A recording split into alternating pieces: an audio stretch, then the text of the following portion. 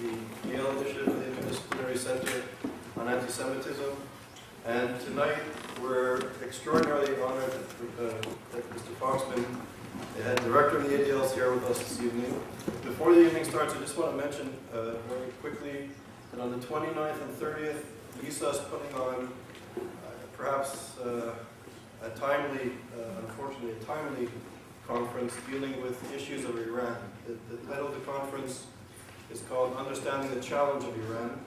We're having keynote speakers from international scholars, human rights activists, including Erwin Calder, the former Minister of Justice of Canada, Maringa Star, who's a leading human rights activist and women's rights activist from Iran. And in the evening, after the conference, Shaul Mufaz will be here at Yale. So I hope people will attend. Perhaps this is the greatest challenge that we've seen in our lifetime, perhaps, or in my generation's lifetime. And it's an issue that we really need to understand and become knowledgeable about, because many issues are pressing. So this evening, I just want to say it's a pleasure that you came this evening. The evening was put together by the hard work of Lauren Clark from YISA, but most importantly, as I would say, from the ADL office and the staff that reached out to people in the Connecticut community and the Yale community. So I want to thank all the people who put this evening together. And I would like to introduce David Warren to you, and David is going to introduce Mr. Foxman. And I would just like to say that I've known David since I moved to New Haven. David's the director of the regional office of the ADL here in Connecticut.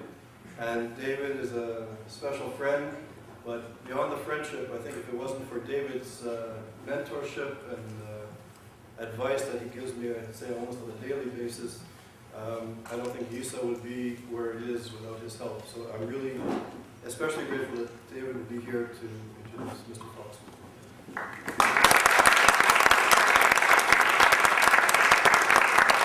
Thank you, Charles. We have a mutual admiration. The work that you're doing here at Yale with YISA is incredible, truly incredible.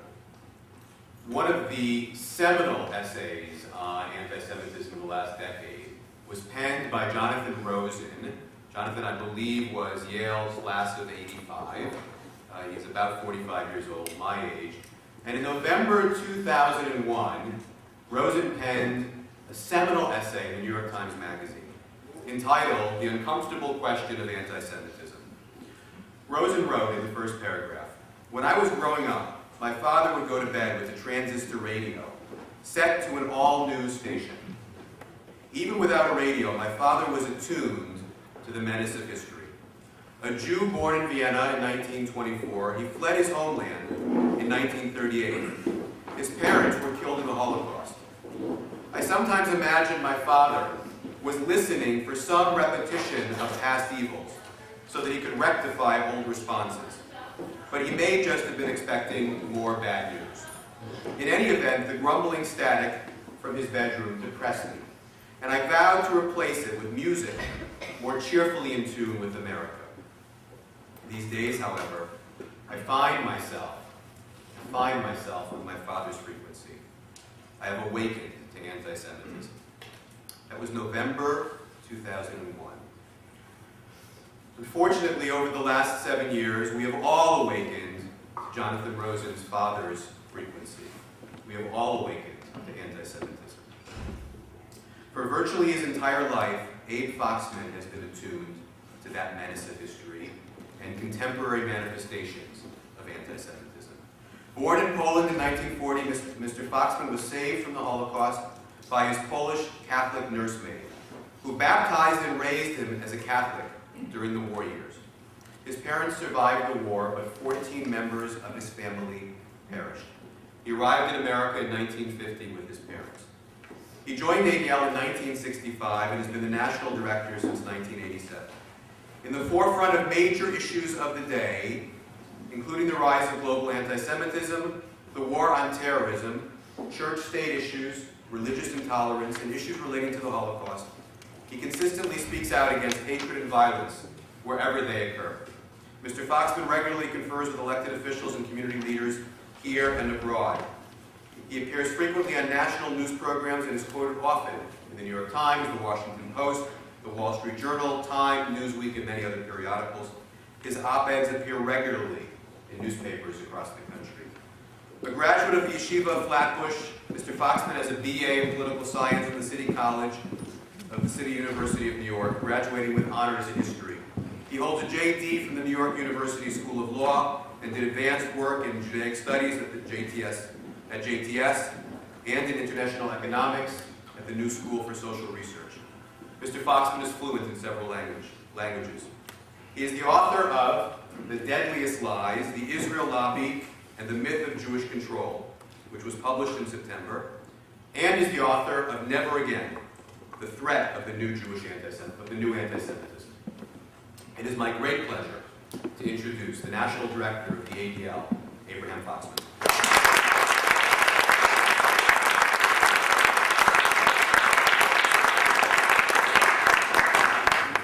Thank you, David. Thank you, Charles.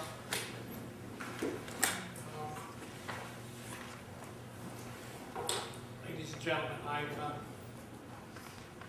feel a little intimidated to give a lot of speeches. But to come to Yale and to have the chutzpah to give a lecture, I published 2 books, not because I had to for standing, because I felt compelled. So I will try to be very brief.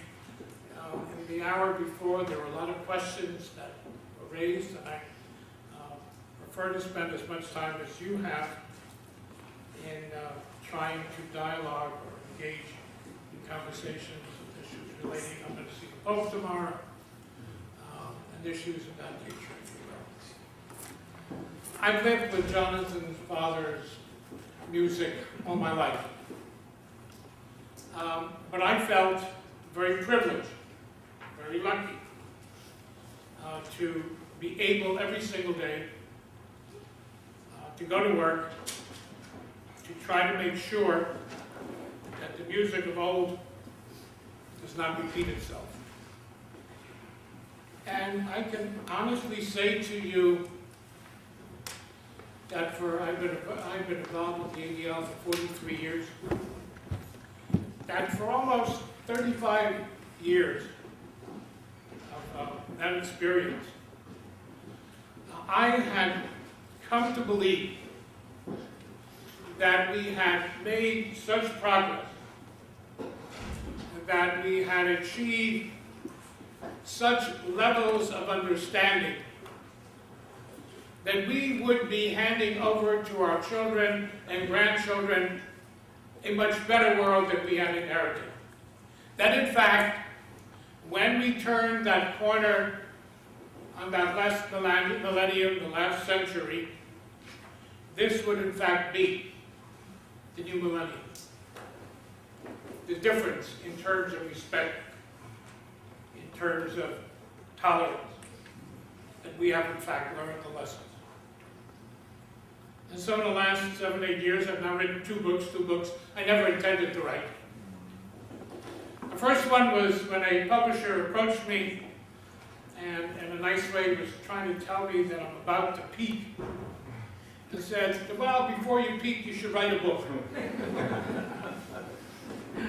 I said, thanks for the compliment. I'm not going anywhere. And wanted me to write a biography or autobiography. And I said, no. The last thing that the world needs and is looking for is another autobiography. And then a year later, I reached out to the publisher and said, if you're still interested in a book, there is a book that I believe needs to be written. And that's a book which later the debate came about, New Anti-Semitism, Old Anti-Semitism. I believe there's a need to write a book about current anti-Semitism, not about the history, not about the research of the past, but of the current status and situation. And the book I titled Never Again, ? And I did not think I would ever in my life ask that question. That we as a community, we as a civilized society who had felt that we had adopted this never again as a motto, as a commandment, as a mandate, that there would ever be a question in our minds that it could ever happen. But that's also because we could not imagine that in our lifetime, we would be witness to Jews being singled out as Jews to be killed. Oh yes, part of our history, part of martyrdom, part of what we have lived through, but not in our lifetime. Well, Daniel Pearl was kidnapped because he was an American, held hostage because he was a journalist, but slaughtered because he was a Jew. I don't think we could have imagined that we would bear witness, and it's on video. It's on video, and it was put on video to recruit others in the service of hate. That we would hear the Jew's last word, his Shema Yisrael, his vidui, I am a Jew, my mother is a Jew, my father is a Jew. I've had conversations with Judah Pearl, Danny's father, and he believed that Danny volunteered these words. And I think he did. But it doesn't change the fact that he was slaughtered because he was a Jew. I don't think we could have imagined that in our lifetime in France, a young man by the name of Ilan Hilmi would be kidnapped and murdered because he was a Jew. And why? Well, you know that stereotype, all Jews are rich. How many times have people come to the Anti-Defamation and said, why do you care about stereotype? Big deal, who cares? So let him believe Jews are rich. Ask Ilan Hilmi's mother. Ask his sister. Well, if the Jews are rich, in order to get rich, all you have to do is pluck a Jew, kidnap him, ransom him for money, and you'll be rich. And so they stalked and found this young man in the streets of Paris. And they kidnapped him and demanded a ransom, but not all Jews are rich. And no money was forthcoming. And for 3 weeks they held him. And they held him in a courtyard. They moved him upstairs in the building and downstairs. The elevator couldn't be used for 3 weeks. And how many people knew that a Jewish young man was being held hostage in that courtyard? And nobody said boo. And Ilan Hilmi was murdered because his family was greedy and wouldn't ransom their Jew. A year and a half ago in Seattle, the trial was just beginning last week. A young man, we are told, went berserk. He was so enraged, he was so in pain, he was so in anguish of what was happening in Lebanon that he wanted to express his anger. Not mentally ill enough to know where to find the Jews. And he went to a federation. Knew the others in the federation because that's where the Jews are. Wounded 6 and killed 1. Why? Because they were Jews. Not all of them were Jewish, but working in a Jewish institution and therefore the Jews. I don't think we could have imagined 10 years ago in Europe, when we visited Europe and we went to see synagogues and Jewish institutions, we saw the military vehicles and the police vehicles, but that's Europe. I don't think any of us could have predicted in our lifetime every Rosh Hashanah and Yom Kippur there are synagogues in this country, from Fairbanks, Atlanta to Corpus Christi, Texas. They may not have rabbis, they may not be able to afford cantors, but they sure as hell have security. And there's a new ritual in Jewish life. It's called security. Look at what happens in synagogues inside and outside. The volunteers, the local police, the law enforcement. we've turned that corner on the millennium thought, thinking that it was behind us. And then more recently, I wrote this book called The Deadliest. Another publisher came to me, and I guess the first one was such a bestseller that they wanted me to do a book called Son of Anti-Semitism. I said, no, I'm not interested. But there too, when I began to realize that all of a sudden, entering into mainstream of our society were anti-Semitic canards that had been so costly in the lives of our people, that all of a sudden those canards which we heard in the fringes of society, on the radical right, on the radical left, by the bigots, by the Pat Buchanans, by the David Dukes, by the white supremacists, by the Arab extremists, by the that the Jews control, the Jews are too powerful, the Jews are responsible. We've heard it, but we haven't heard it in this country. We certainly haven't heard it since World War II.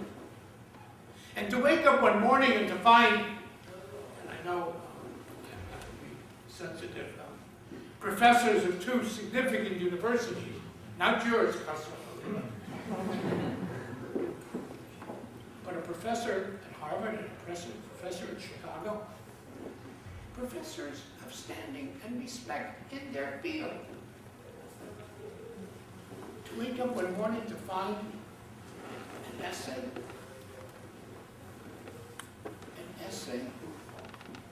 advocating, repeating, giving credibility to the classical canards of anti-Semitism.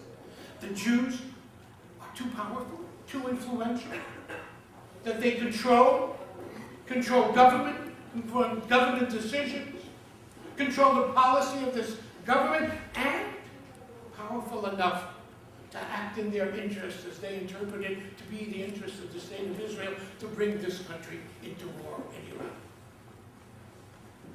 And all of a sudden, yeah, we know this, we've heard this. In mainstream America, a discussion giving legitimacy and credibility to canards that have been very deadly to our people. I don't compare it to Hitler or Stalin. But you know what? We do understand, and we do. Hitler did not start his campaign of anti-Semitism on Aryan supremacy.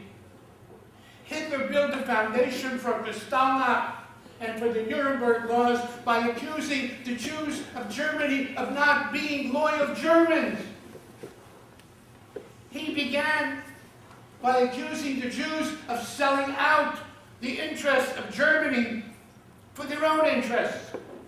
Their interest then was money, power, influence.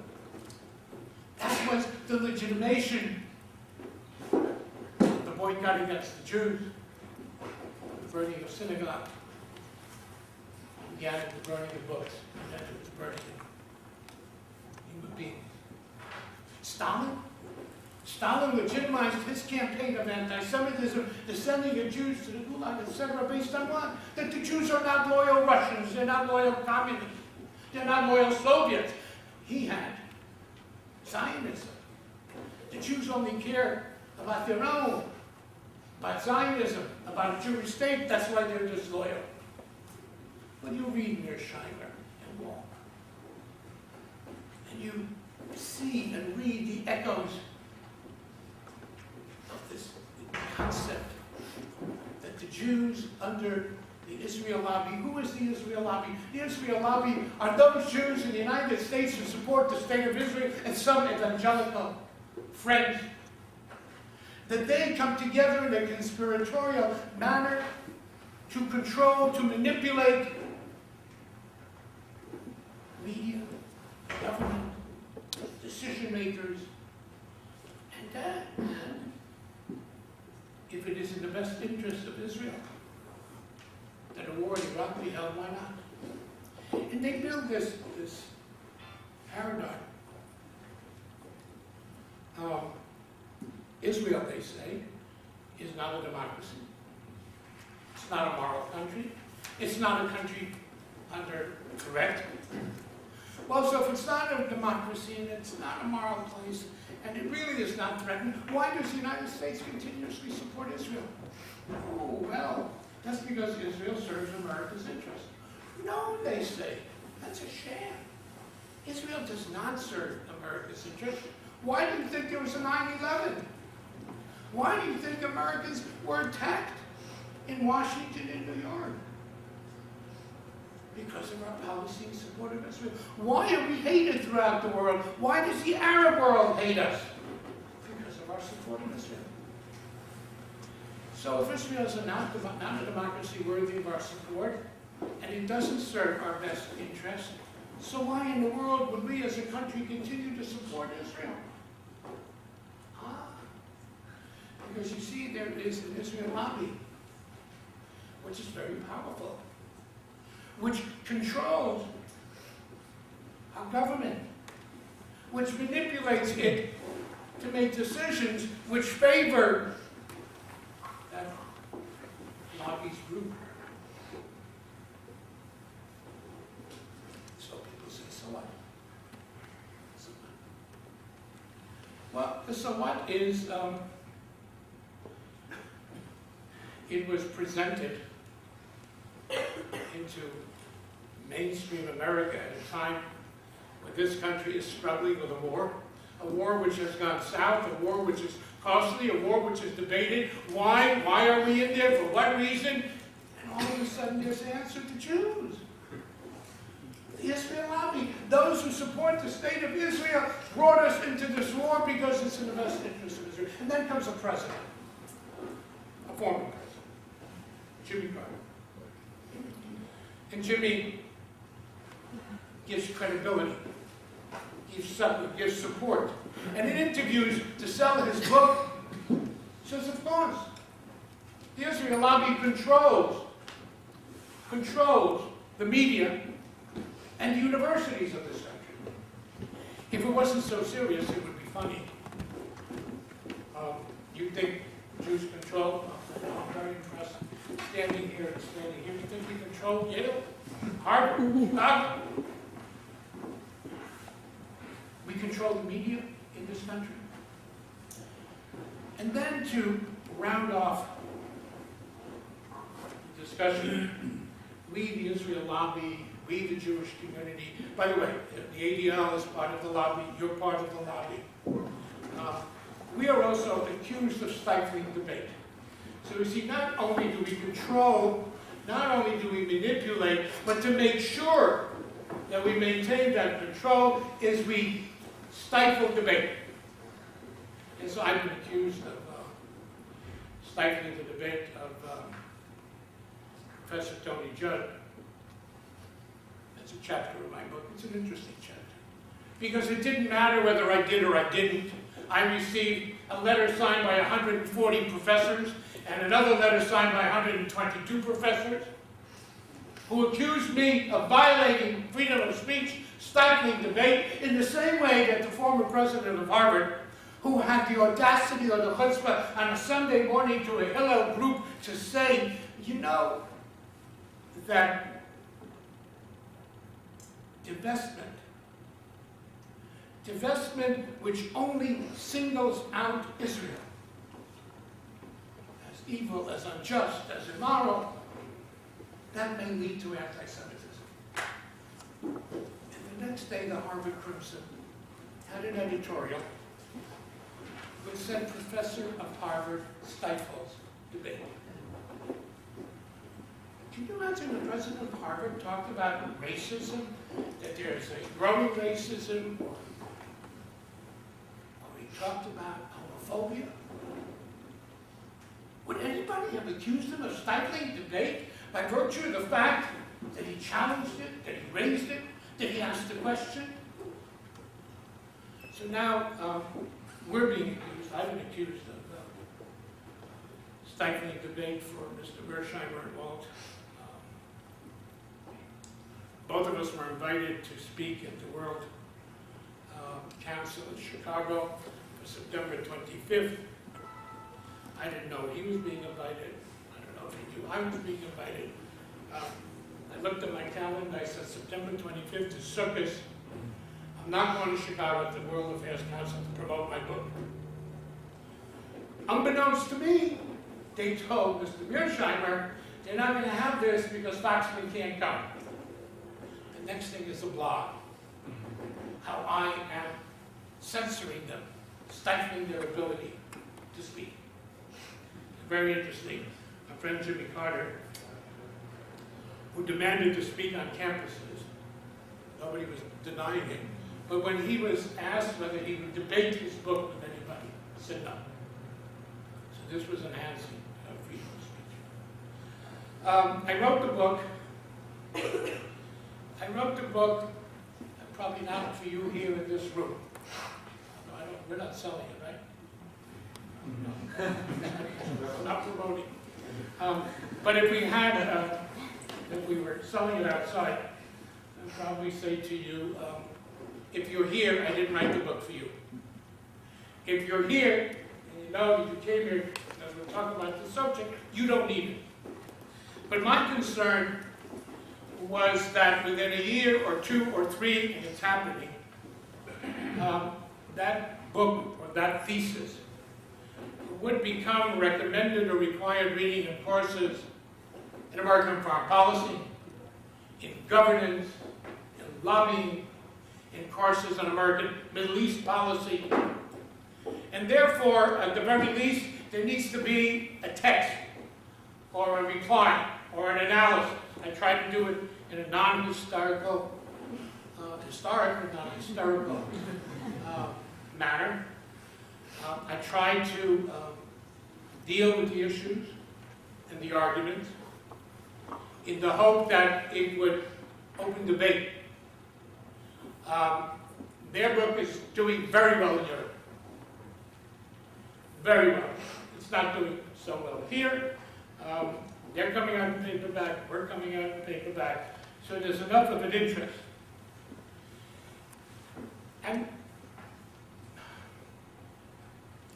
here's a dilemma of sorts. When you get invited, I got invited to the Jubilator Hour to debate Mr. Mearsheimer. Well, it's a civilized debate. News hour. But then the question is, do you go? Do you legitimize? Do you legitimize a discussion about what? How loyal Jews are to this country? How disproportionate is their power, their strength? Are we really responsible for the war in Iraq? Do you ignore it? And I decided that you can't permit the big lie to be out there unanswered. And I went on, but in a way, I left the studio and I said, not that I'm so important, not that I'm so credible, but I gave this hideous anti-Semitic argument credibility by giving it the seriousness to debate it. To debate what? An anti-Semitic canard? The Jews only care about themselves, are not loyal to their country, will manipulate the country's interests in their own? And yet I don't think we have a choice. What worries me more than what's out there, although there is something that worries me in this country. By the way, we did polls, the ADL did polls throughout Europe. And in 11 countries that we polled, anywhere from 60 to 70% believe that the Jews of Norway, the Jews of Italy, the Jews of France, the Jews of Spain are more loyal to Israel than they are to their own country. So whether it's 10,000 Jews in Norway, 60% of the population believe that those 10,000 Jews are not loyal to Norway. To Israel. I'm not that shocked by some of those numbers. Also, 1 out of 2 Europeans believe that the American Jewish community or the Israel lobby and the American Jewish community control American foreign policy. And so you have this syllogism. Europeans don't like America. Why don't they like America? Because they don't like Bush. Why don't they like Bush? They don't like his foreign policy. For Bush, don't they like his foreign policy? Well, the Jews control it. Gee, how it all fits. I hope I shocked you by telling you that in this country, 1 out of 3 Americans believes that American Jews are more loyal to Israel than the United States. That's a statistic that has not changed in the last 40 years. That's a very serious attitude in this country. And so we can now attend Yale and live where we want and engage in whatever business we want and marry, the rabbis here, and marry who we want. That's another issue, not. And yet, 1 out of 3 Americans believe today that their friend, their neighbor, Jew is not loyal to this country. That's very serious. And that's what makes Mearsheimer, Wald, and Jimmy Carter that much more serious. Because their venom, their poison, plays on this platform that's out there. I've been also accused of accusing them of anti-Semitism, of being I have not called Jimmy Carter an anti-Semite, but boy, am I tempted. I don't know, but it's in his heart. That's between him and his maker. And I have not called Mearsheimer and Wald anti-Semites, even though they've accused me. I have said that they advocate, promulgate, give credibility to very serious anti-Semitic canards. Now, somebody once said to me, well, if they do it once and they don't know, and they do it twice and they don't know, they're innocent. But what about the third time when you tell them that what they're doing is anti-Semitism? What does it make them? You decide. You decide. The difference in this country, the difference when we talk about anti-Semitism, and Charles, hopefully, God willing, in the years to come, the Institute here will be able to, bless you, hone in and focus as to why in some places yes, why in some places no. Professor, I hope that you'll find out why my nanny had the courage to rescue me, and if we can distill that, if we can ever distill what makes people stand up and say no to hatred, greed, to racism, wow, we can really change the world, but not yet. The difference in this country, unlike the rest of the world, is that while in this country you have a right to be a bigot, you have a right to be a racist, you have a right to be an anti-Semite, this country guarantees you the right to be a bigot. But at the same time, in this country, if you are an anti-Semite and a racist and a bigot, most of the time, there is a consequence that you pay. A politician who today publicly engages in bigotry and racism and hatred pays a price. Commercially, there's a debate. We have time, we're going to talk about it. I can talk about it. Mel Gibson. A lot of people said to me, I should have kept quiet about Mel Gibson. I wouldn't have made him the success that he was. Believe me, the millions of people who went to see The Passion didn't go to see it because Abe Foxman said it was anti-Semitic. But the beauty of this country is Mel Gibson, who at the height of his Passion controversy was an icon in Hollywood. Mel Gibson was the most popular actor, director, producer. He was voted that year People's Choice. He was on every magazine, movie magazine cover, news magazine cover. Wow! Where is he now? Where is he now? When his acting ability changed?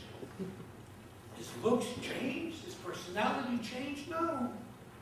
What changed was that he revealed himself in front of the American people as an anti-Semite. Took a little bit of liquor. But he revealed himself, and the American people responded. It's no big deal. That's the beauty of this country.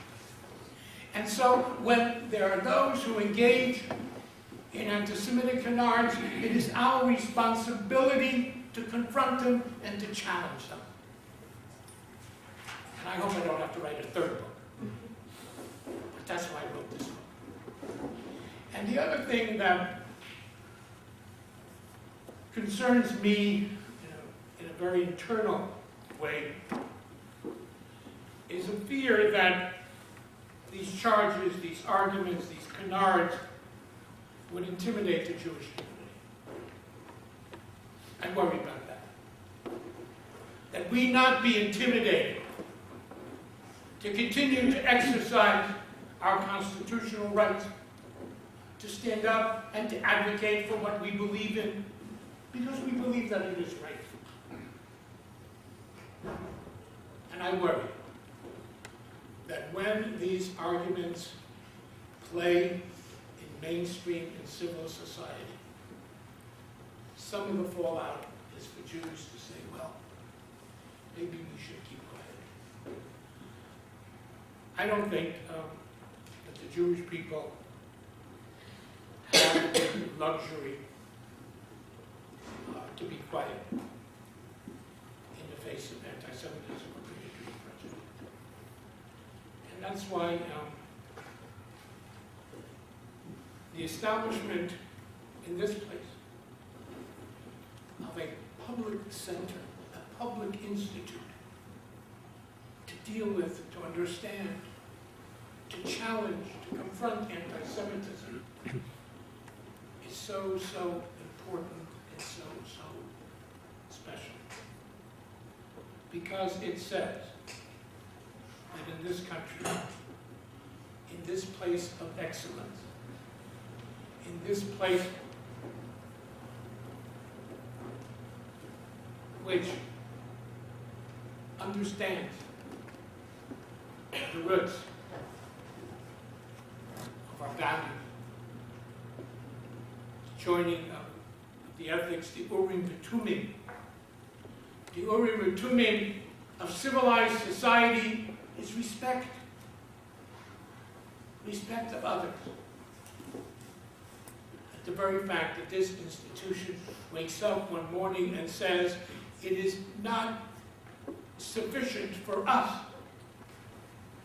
to teach, to build expertise and professionalism. We also need to be an institution that understands and exposes and challenges anti-Semitism. For anti-Semitism, and we the Jewish people, have for too long been the canary in the coal mine of bigotry. You want to find out whether a country is a democracy or has democratic values, ask the question how they treat the Jews. We talk about Iran. You will deal with the issue of Iran. Take a look at Iran. We know how it feels about the Jewish people. We know that not only does it promise to destroy it, but make sure that its subsidiaries, the Hamas and the Hezbollah, are better trained to kill Jews. And it's Jews. Read their constitutions.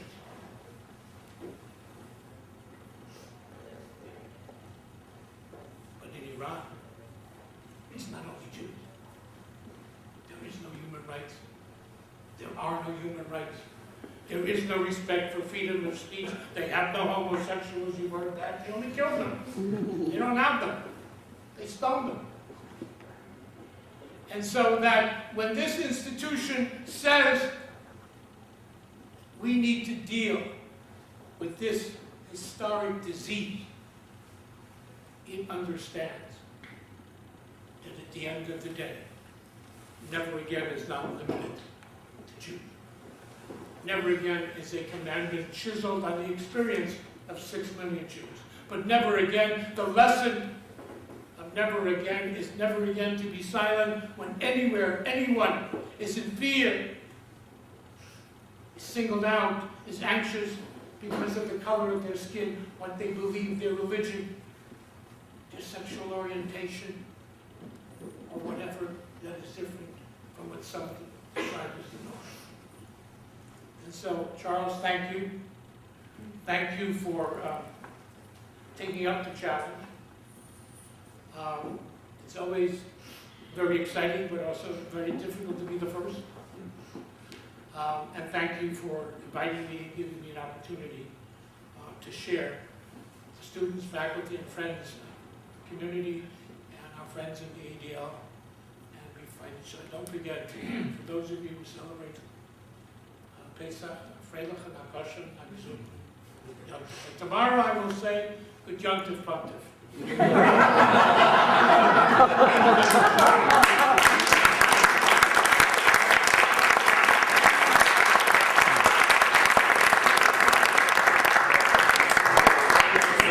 Mr. Foxman has agreed to take questions from the audience, so.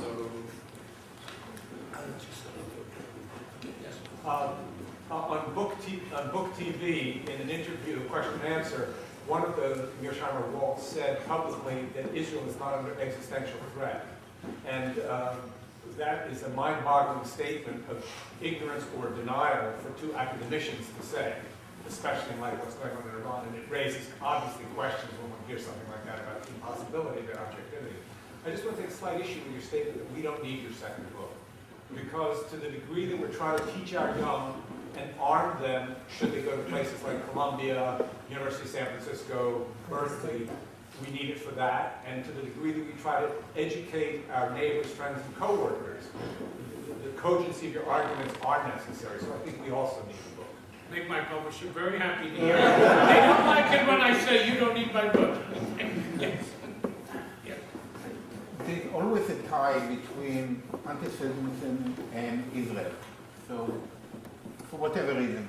So suppose that Israel did not exist. Suppose the state of Israel would have not have been created. Do you think that we would be in the same state as far as anti-Semitism as it is today?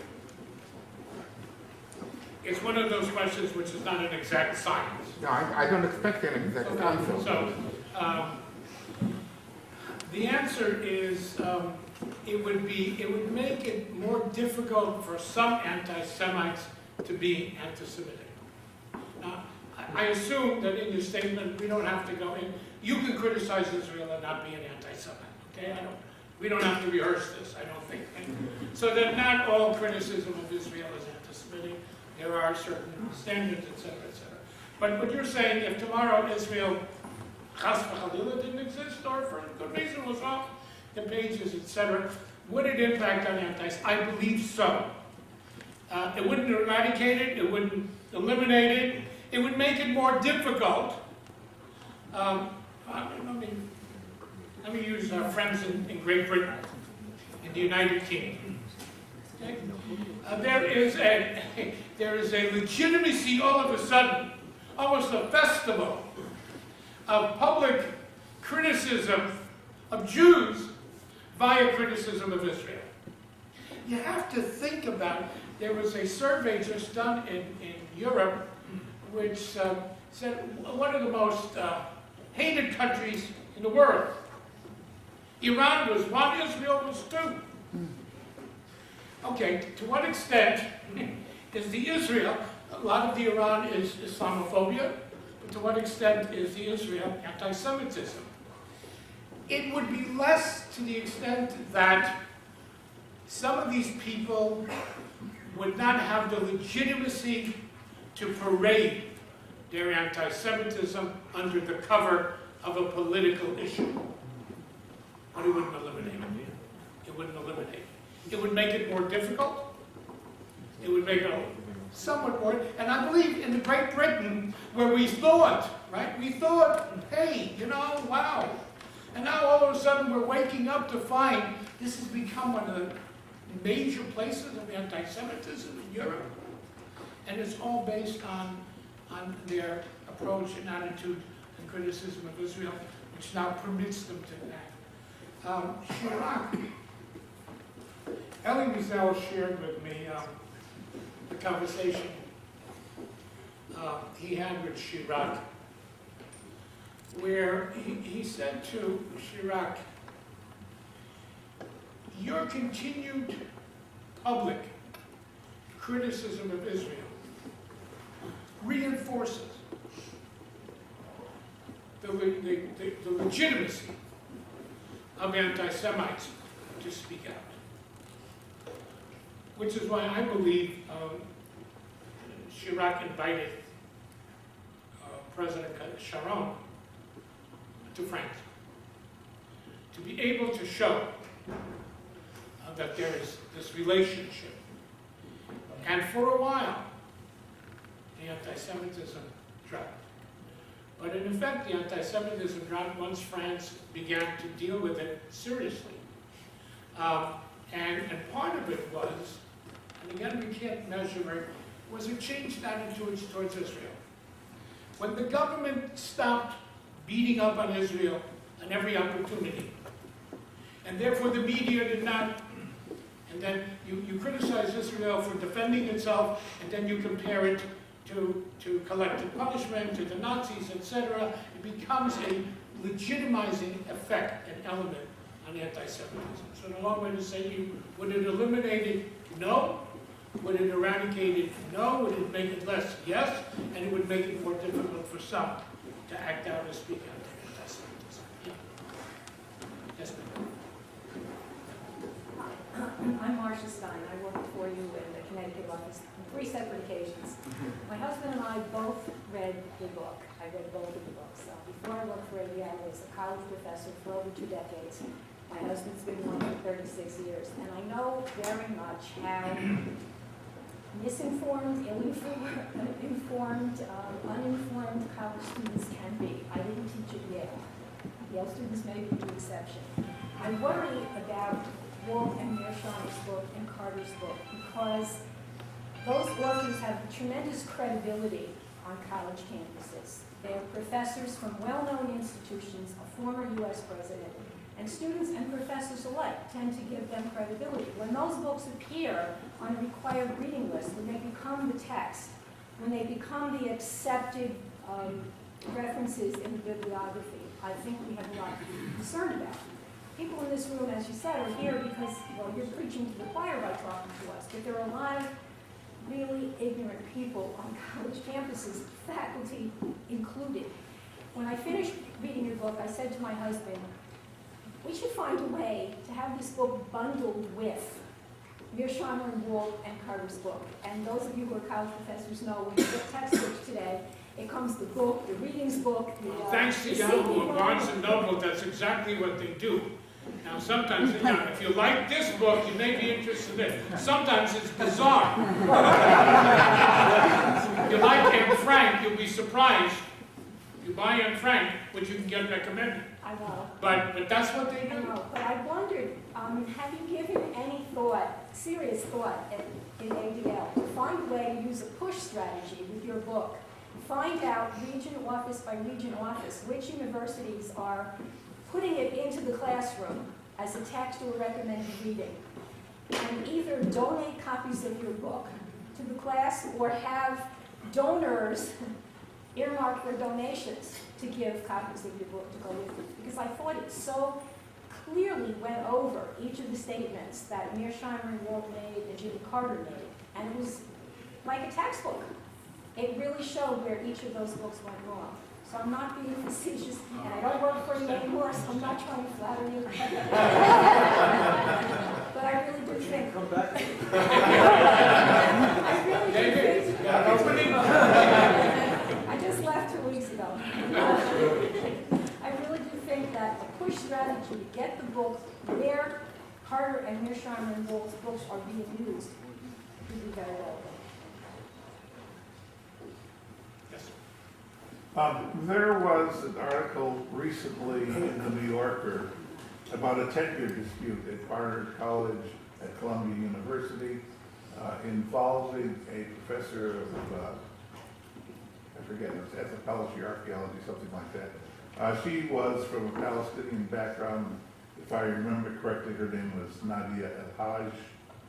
And the opposition to her tenure, it didn't involve the ADL, it didn't involve APAC, but it generally involved Jewish alumni and Jewish faculty members of other departments of Columbia, who had, as it appears from the article, a rather ill-informed basis for opposing her tenure, which she ultimately got, by the way. But is this not an example of stifling debate? No, there was an open debate. Her tenure was up. There's nothing in stifling debate by having a debate whether such and such a professor merits tenure. Unless you say to me tenure is like this, or tenure is only to be decided in the secrecy of 7 faculty. I don't know. I don't see this issue of stifling debate by asking questions, by challenging. That's a stifling debate. Well, I think it would have a chilling effect, particularly where in this particular case they said she didn't know Hebrew when she in fact knew Hebrew, that she never went on a field trip to Israel, but in fact she did go on a field trip to It was an Israel. open debate. The facts, some people had certain facts, some people had other facts. All these facts were heard publicly, submitted to the committee. They made their decision. You know what? I don't know based on what they made the decision. And I'm not willing to come to judgment. I'm not sure they made a decision on what you think they made their decision on. But that's okay too. But that's not, that's opening debate. And if the facts are wrong, then one can establish the facts. If somebody says she is so-and-so and she's not so-and-so, I think the committee voting on tenure has a responsibility to ascertain the facts. And if the facts are not what somebody said, wonderful. So I'm not a philosopher, I don't know what it is, but to say that if you challenge a discussion, by the very fact that you challenge discussion, you're stifling it, is an absurdity, it's nonsense. It's nonsense. Take the issue of racism. At a moment they say, if you call somebody an anti-Semite, you stifle the debate. If we call somebody a racist, we stifle the debate? Or we open up a discussion whether in fact this is racism? Yeah. George Schultz wrote an article a couple months ago, I believe, where he was arguing against the notion that there is such a thing as a Jewish lobby influencing American Yeah, he politics. wrote that article as a forward to my book. And see, I told Ward Zuckerman, don't republish it. See, you didn't buy my book. You read George Schultz. What Ward Zuckerman did was publish the introduction to my book on the back of U.S. News and World Report. That's what you read it. Yep. Where he basically said, hey, nothing wrong with it. I approached George Schultz at a party, telling him that I was writing a book about this and this subject, and can I ask him to write an introduction? And he listened to me and he said, well, I'm not sure you want me to write an introduction. All I would say is, I think you're a bright guy, and your friends are bright. I hear you, I listen to you, but I make a decision what I believe is in the best interest of the United States. And I said, Mr. Secretary, that's what I want you to write. Yes. Some people nowadays they hide behind being against Zionism and against the Jewish population of race. Now, to be against Zionism, would you consider it to be an anti-Semitic? All right, the question is, to be against Zionism, is that necessarily being anti-Semitic? I would say 98% of the time, yes. But I'll tell you when it's not. There are, in this world, a small number of people who are opposed to nationalism. They're opposed to every nationalism. They believe that nationalism is, in its basis, racist. Because nationalism says, we, our country, my nation, my history. Nationalism is for a country with citizenship. Every country determines its law of citizenship. They are exclusionary. They set standards first and foremost for your citizens, then, etc. So there is an element of exclusivity in all nationalisms, which by some definition may be racist. Those people who oppose Zionism are not anti-Semites if they oppose Palestinian nationalism, French nationalism, Armenian nationalism, American nationalism, fine. I understand that, I believe it. But if the only nationalism which you find racist, the only nationalism that you can't deal with is not fair, is Jewish nationalism. We call it Zionism, call it what you want. Zionism is Jewish nationalism. It's the national independence movement of the Jewish people.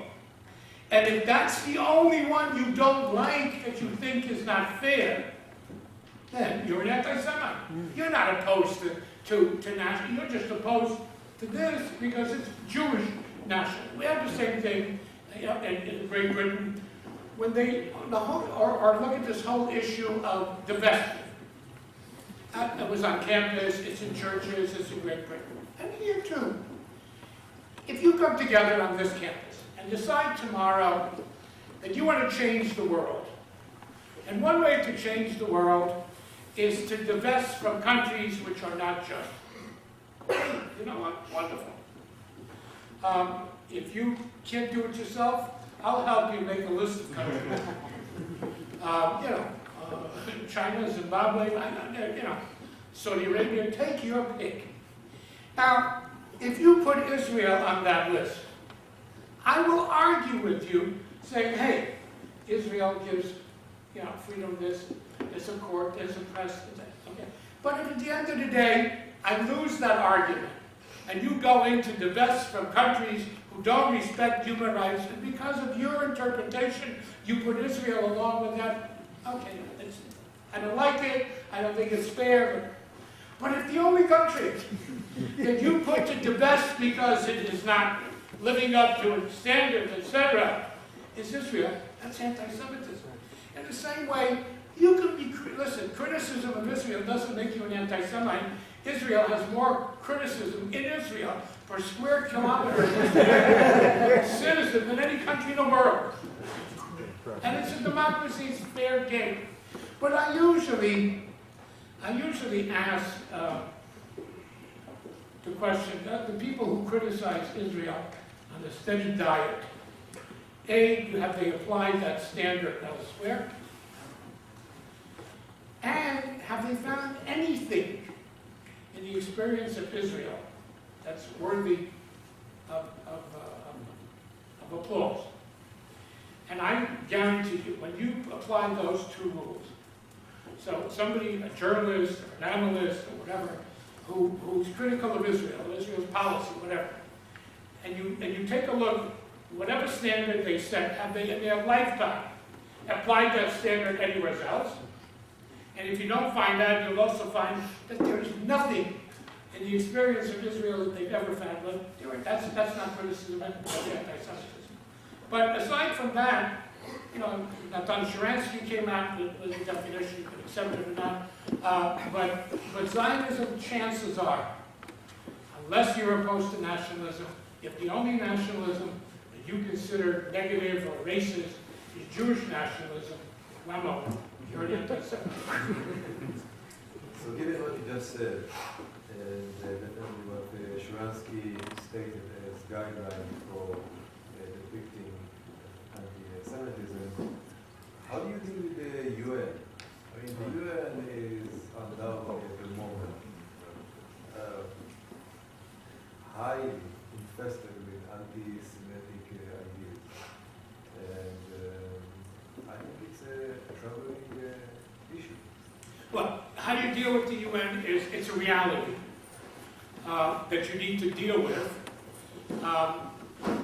The irony is, it's the United Nations that gave Israel its birth certificate. Its legitimacy, if you will. I say cynically they gave it, and for 60 years they tried to take it away. But they did give it its legitimacy.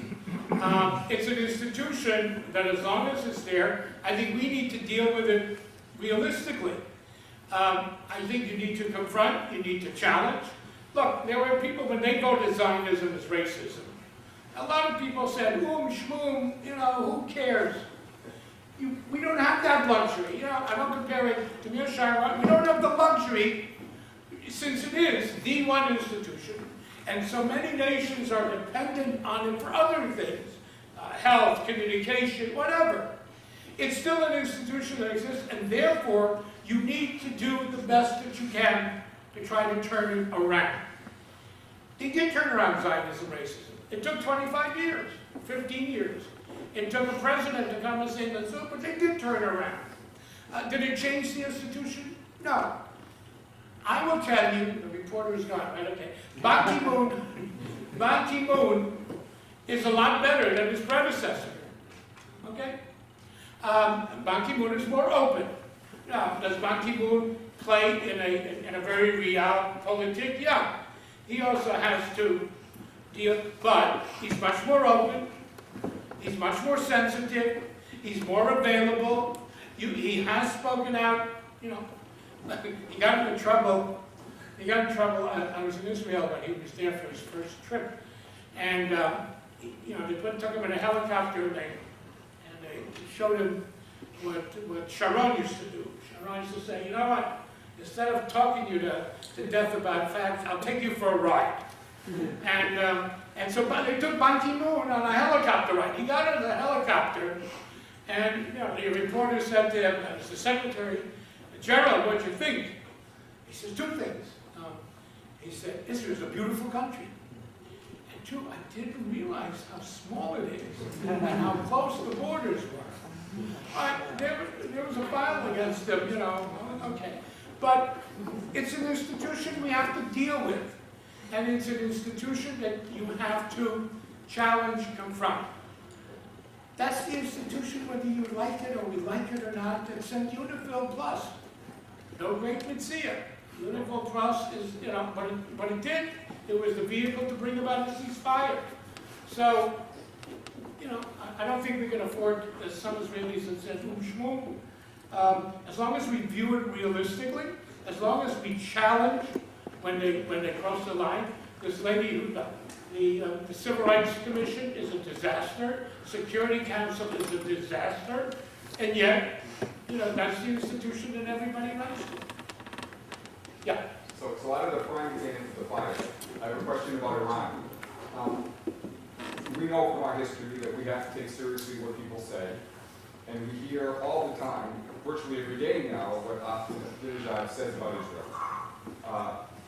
What would you counsel people like us who have great concerns about Israel's safety and well-being and about the Jewish people generally as a result of people like that in the world? What can and what should people like us be doing in order to help people understand the nature of the concern? What kind of recommendations should we be conveying to people who may be in a position to at least articulate that message? What would you like us to do? Okay, well, number one, we're in an election campaign. A lot of people coming to you asking for support, asking for this. That's when you ask the question. Ask the question. Where does that candidate stand today on Iran? What do they see the options? Ask the question. Let it be, because if they don't hear it, they don't think it's serious. I hope some of you saw our ad in the New York Times or the New York Sun last week. Now, if you read that ad about Switzerland, and you didn't send off a letter to Bern, to the American ambassador in Swiss ambassador here, Consul General, if you didn't let them know how outraged you are, that now, 5 years ago, now, and we know Ahmadinejad, we know Hamas, we know Hezbollah, there's a debate and a discussion of a third set of sanctions. For them to sign an agreement of $30 billion with the foreign minister sitting there signing this agreement with Ahmadinejad, how outrageous it is for Switzerland, the whole country, and I don't have to fill in the rest for you. But they need to know that you are outraged. The reason we took the ads, and we took the ads in Europe, by the way, Financial Times didn't take the ads, talking about stifling freedom of speech. And when we said to them, why aren't you taking this ad? We don't have to explain to you. WQXR refused an ad from the American Jewish Committee about Sderot. Okay? So that's stifling. You know, and nobody's talking about that stifling. But yeah, express yourself. And you know what? Send copies to Germany, Italy, France. They're all making deals. Our issue, the reason we did this, and it wasn't cheap, to take out ads in 3 Swiss newspapers and in the Wall Street Journal in Europe and the New York Times and the International Herald Tribune, but it was a shot across the bow, not only to Switzerland, because if Switzerland can just, nobody cares, then fine, we do the next deal. And the chutzpah here is, it was not that they need it. They're buying it for resale, to make money. You know, maybe they'll need it 25 years from now. But the importance is also to send a message to Germany and Italy and France, not to go beyond. Not to go beyond. And if you write, listen, if anything, their ambassadors and consul generals here, their job is to go like this. And I guarantee you they're being asked, would you hear? Does there anybody care? Yeah, absolutely. Let them know how outraged you are. Yeah. Can you talk about your policy on the Armenian genocide? Say it again. Can you talk about your policy on the Armenian genocide? We have always had a position relating to what happened from 1915 to 1918 in Armenia with the Turks. We have always described it as a massacre, as an atrocity. We have continuously called on the Turkish government and the Armenian government and the Turkish and Armenian community to come together, to face the past, reconcile, and move forward. We have opposed legislation because we do not believe that that's where it is or should be resolved. And we have, for many years, not used the word genocide. We have described it, as I said, a massacre, atrocity, etc. We eventually used it. We were threatened by being kicked out of providing services to fight prejudice in Massachusetts, which we were kicked out of anyway because we didn't use the word genocide. And, you know, I have said, try to say to the Armenian community, genocide is the word, to use the word, it's not a moral issue, it's a political issue. You're entitled to use whatever you want. I don't think you have a right to dictate to us what words we should use to describe your tragedy. In the same way, I don't think that the Jewish community would come and say to the word, unless you use the word Shoah or Holocaust, you're a Holocaust denier. And that's basically what they're saying. We must use the word genocide. If we don't use the word, that's not a moral issue. We have never denied it. We have never challenged it or questioned it.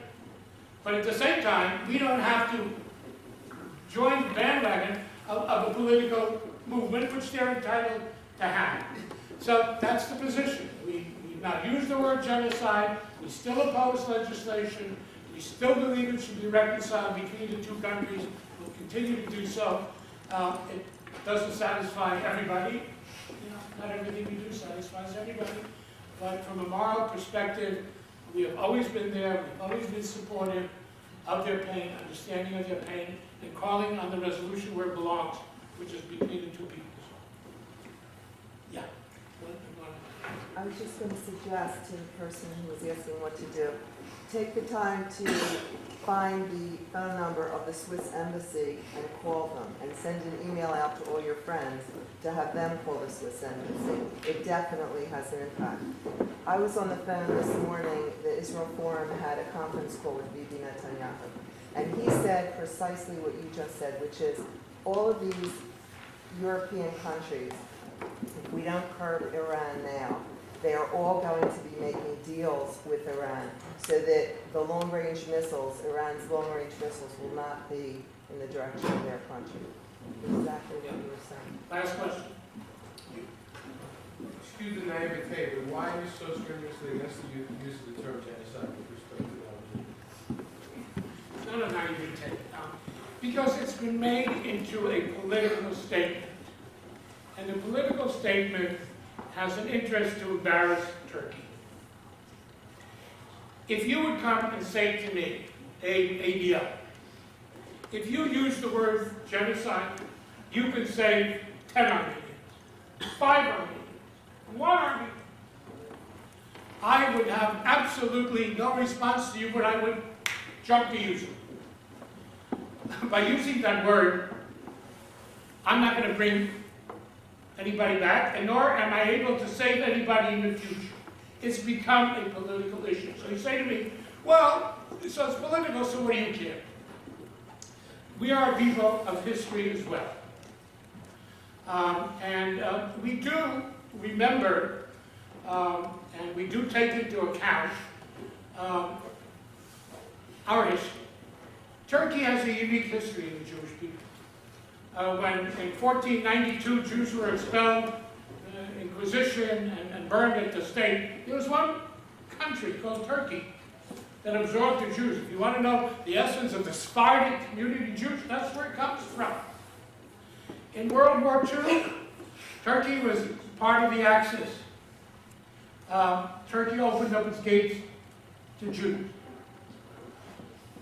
There's a Jewish community in Turkey. The Jewish community has asked us publicly, this is not your fight. This is not your issue.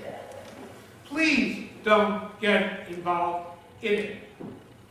Part of our policy is also to be concerned about the Jewish communities out there.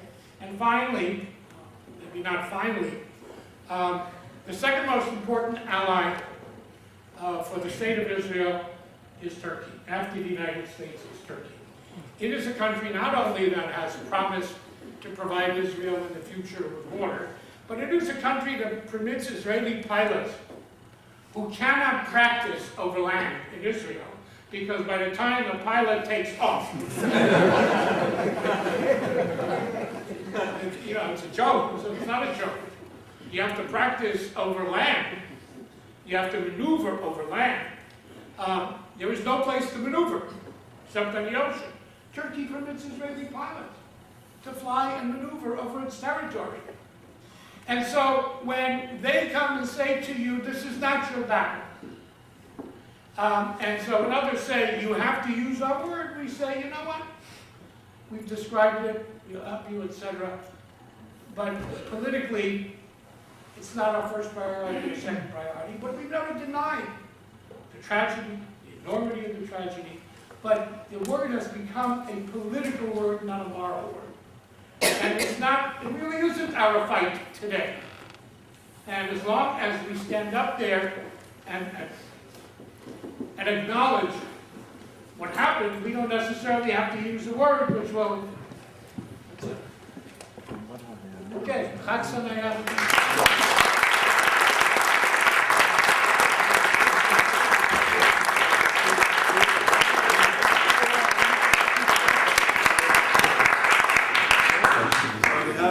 And the local IDL, I want to thank you very much for coming. And as you were speaking, I was thinking in the Jewish tradition, that tzaddik. A lot of us us academics get lost in the ivory tower, and we disconnect ourselves from the community, which is a great sin, especially for educated people.